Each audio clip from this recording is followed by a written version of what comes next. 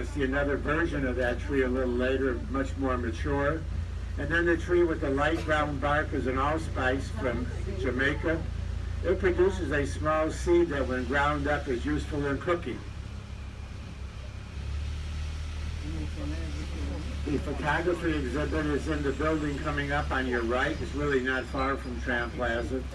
We call it the Rose and Quinlan Fine Arts Building. It's air conditioned again. It's included in your admission, and this is the last week that I believe it's going to be here.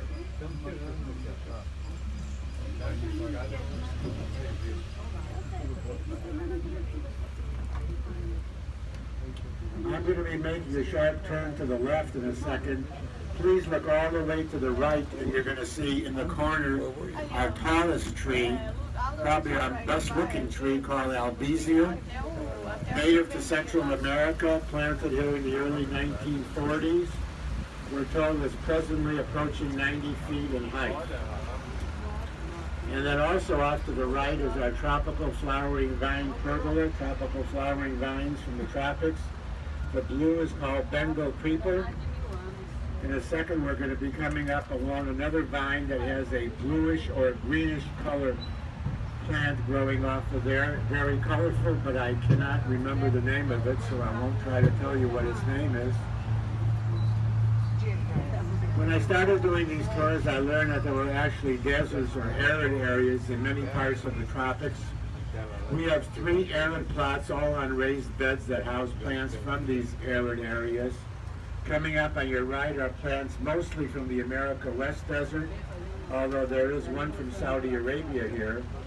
And you'll notice they're all blooming nicely right now, just about all of them.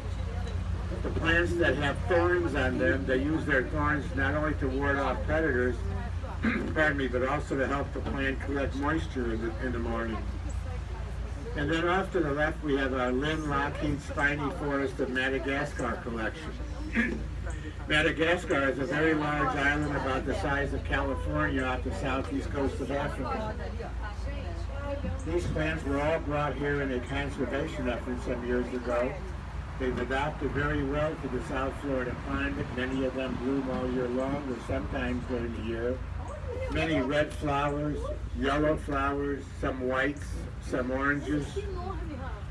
They've adapted very well to our climate here.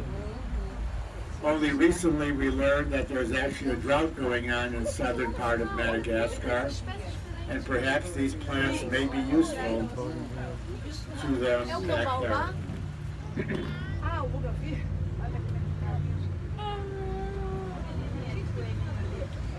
Now I'm going to make a stop in a little while so we can all take a look at this very large tree off to our right.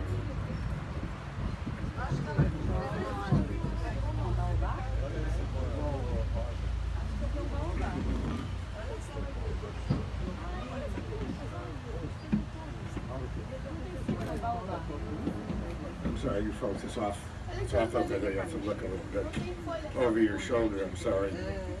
But this tree is called baobab. Baobab trees are native to Madagascar, Africa, and Australia. They have some very interesting characteristics that distinguish themselves. First of all, if left alone, a baobab tree can live to be 800 to 1,000 years old. This tree is basically still a baby. It's about 80 years old. It was planted by Dr. Fairchild with a seedling that he brought back from one of his tours.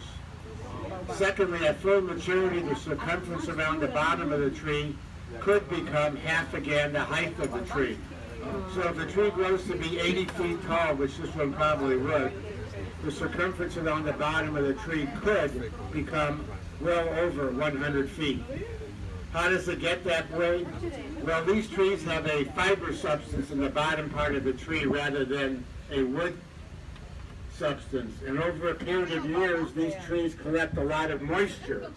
The more moisture it collects, the more pressure there is on the lower part of the bark to expand outward. It puts pressure on it, and it does expand outward. So at full maturity, you could have a very tall tree that's very wide.